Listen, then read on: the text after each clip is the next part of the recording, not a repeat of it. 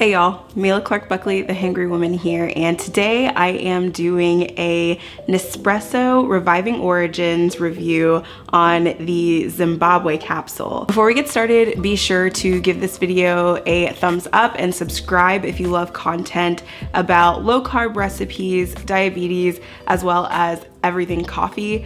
Coffee is one of my loves, and so I occasionally talk about some of the Nespresso drops that come out and show you how to make a good recipe that is pretty blood sugar friendly. So if you like those things, do be sure to give this video a thumbs up and subscribe. I would love to have you here in my community. I also am over on Instagram, where I provide tons and tons of recipes in a short format similar to what you see here on my YouTube channel. And with that, let's get to it. So Nespresso just dropped 4 new capsules for the Vertuo line, and they're all a part of the Reviving Origins release. And so what Nespresso has done is partnered with local farmers who are trying to preserve the beans and the trees that have been just devastated due to political reasons, environmental reasons, all sorts of reasons.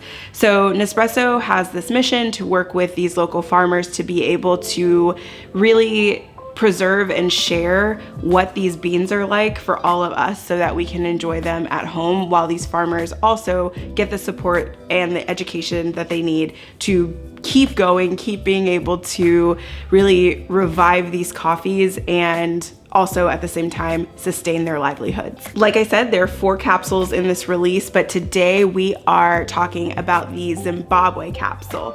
And so I have it right here. This is the Reviving Origins Tamuka Mu Zimbabwe.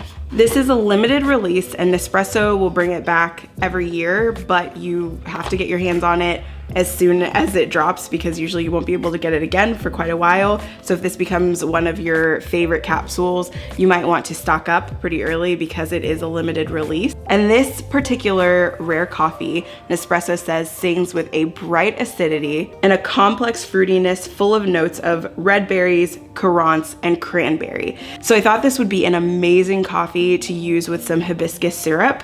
I thought kind of like the florally sweetness of hibiscus plus those fruity kind of like cranberry currant notes would be awesome together.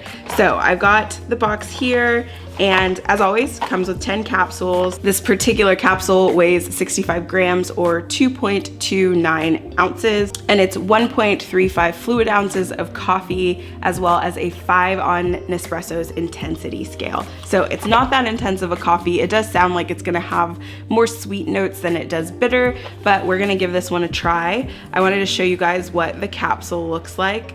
It is pretty beautiful. I love the details on it. So as you can see, it's this beautiful black capsule. It has kind of like a deep foresty green sort of writing on it that says Zimbabwe. It's a pretty capsule. I really like the way that this one looks. And then as you can see, it has 40 milliliters and 1.35 ounces of coffee. So with that, we're gonna do our brew. So what I mentioned was I was using hibiscus syrup, and that is from our friends at Monin. They did not gift that to me. I actually got that in a Nespresso gift set when I bought all of the iced coffees together.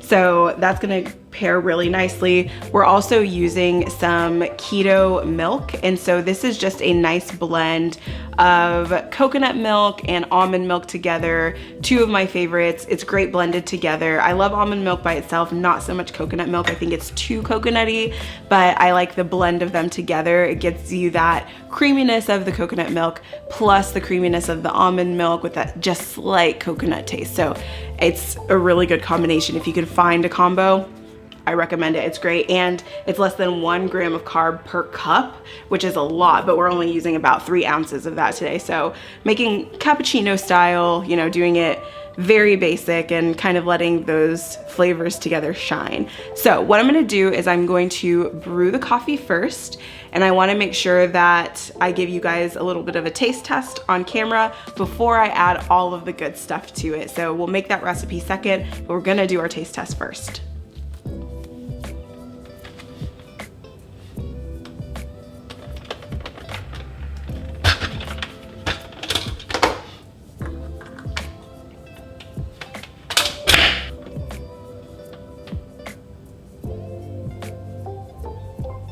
And we're gonna steam our milk at the same time.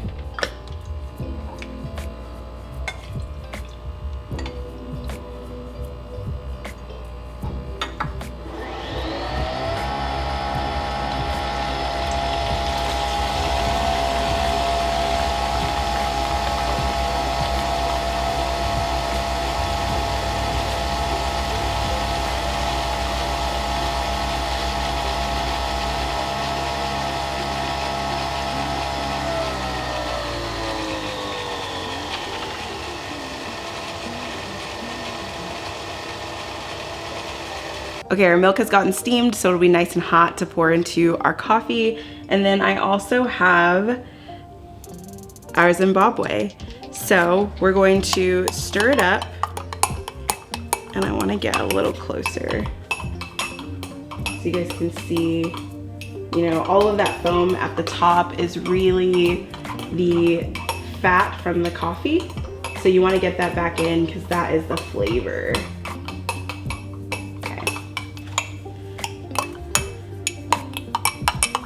All right, and then we'll give it a little sip and taste this and see how it is. Ooh, upon first smelling it, it is not very intense. It is a very light coffee in terms of just aroma. So if you don't like super intense coffees, this might actually be a great one for you because it is the middle of that intensity scale. And even when it's brewing, like normally other pods, even like Bianco Leggero, I can smell that pod when it starts brewing. This one is a little bit different. It is much milder in that aroma. It's also much milder in color. Typically, I can't see my spoon through the coffee, especially for those darker ones like Intenso or even the coconut pod. Like that one brewed kind of heavy as well. So you can tell that this one is definitely a lighter bodied coffee, less intense, and definitely has those like kind of florally, that florally scent. I can kind of smell that little bit of currant, the cranberry, the red berry. You do pick those up when you are kind of just giving it the sniff test. Smells really good though. So let's give it a sip.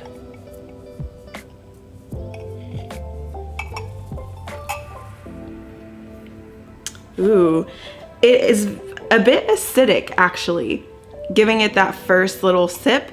So I do think that it would pair really nicely with something that is sweet, just because that acidity really hits your palate more than the coffee taste does. But it has this after taste of bitterness to me. So I definitely think if you like a less sweet coffee, more floral, a little more kind of like berry, you definitely get that in this coffee. So it's not intense, but it is a bit bitter, and it's not sweet, but it is kind of floral. So I think it's definitely gonna pair well with the hibiscus syrup. So we're going to make our coffee. I have my hibiscus syrup here and a measuring spoon. I'm gonna do 2 teaspoons of the hibiscus syrup. So it's gonna be quite flavorful.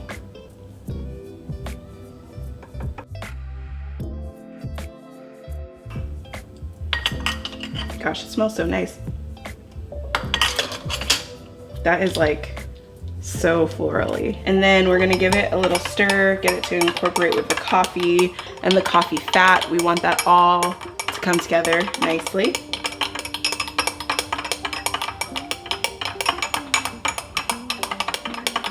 It's beautiful. Give it a little taste.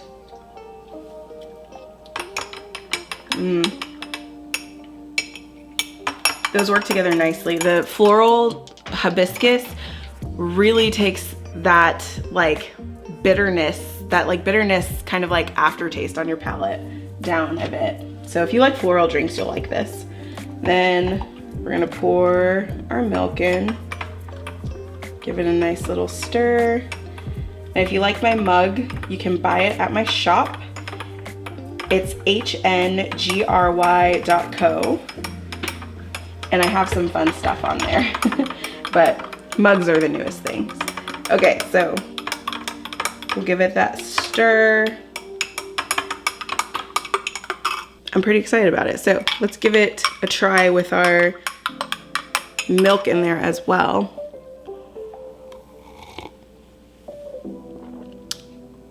Oh yes, this is great. So I would love this actually iced, I think, also, but the hibiscus, like I said before, really takes away, when you try it on its own, it has a mild smell and mild taste until you get the aftertaste on your tongue.